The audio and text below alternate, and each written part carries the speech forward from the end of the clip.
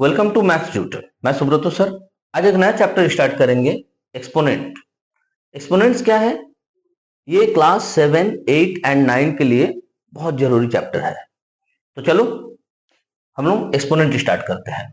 Exponent को कुछ यूं समझते हैं कि एक नंबर मुझे दे दिया गया है, सपोज दैट ए के रूप में, और इसके राइट कॉर्नर में छोटा सा एम लिखा है। तो इसका मतलब क्या हुआ? इसका मतलब ये हुआ कि ए को हम लोग बेस बोलेंगे और एम को हम लोग बोलेंगे एक्सपोनेंट। एक्सपोनेंट या फिर इसको हम लोग इंडेक्स भी बोल सकते हैं। ठीक है, तो ये जो बेस है ये एक्चुअली फैक्टर है, और ये जो एक्सपोनेंट या इंडेक्स है, इन दोनों का एक रिलेशन है। क्या रिलेशन है? तो base A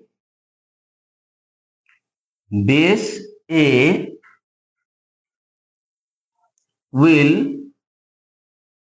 multiply by itself. Base है विल मल्टीप्लाई बाय इटसेल्फ, मतलब बेस है अपने में ही मल्टीप्लाई करेगा, ये खुद को खुद से मल्टीप्लाई करेगा इस एक्सपोनेंट जितना है उतना बार, यानी m टाइम्स। यही इसका मतलब है। इसको इस तरह से हम लोग समझते हैं कि सपोज दैट मान लो a की जगह पे मेरा बेस जो है वो 5 दे दिया है, और ये एक्सपोनेंट की जगह पर m की जगह पर 2 दे दिया है। तो हम लोग 5 को 5 से ही मल्टीप्लाई करेंगे, बट कितनी बार? ऊपर में जितना है, हाँ ऊपर में 2 है, यानी कि 2 बार। 5 को 5 से 2 बार मल्टीप्लाई करेंगे। देखो 1 2।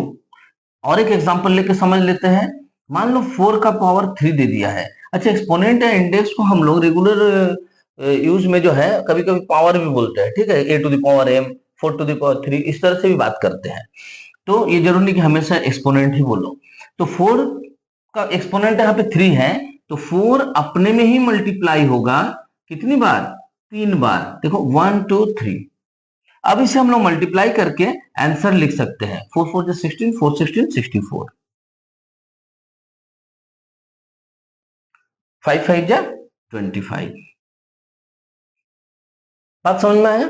इसके बाद हम लोग धीरे धीरे जैसे एक्सरसाइज बनाते जाएंगे, इसी तरह का मैथ मिलेगा, पर थोड़ा घुमा फिरा के, कहीं एडिशन सब्सट्रैक्शन, इसमें बोर्ड मास रूल भी ऐड होगा। इस तरह से जो है हम लोग एक्सरसाइज में आगे बढ़ेंगे। तो इसको बस यही बेस है, यही एक्सपोनेंट है, इतना ही समझ लो। इसके बाद हम लोग एक्सरसाइज स्टार्ट करते हैं।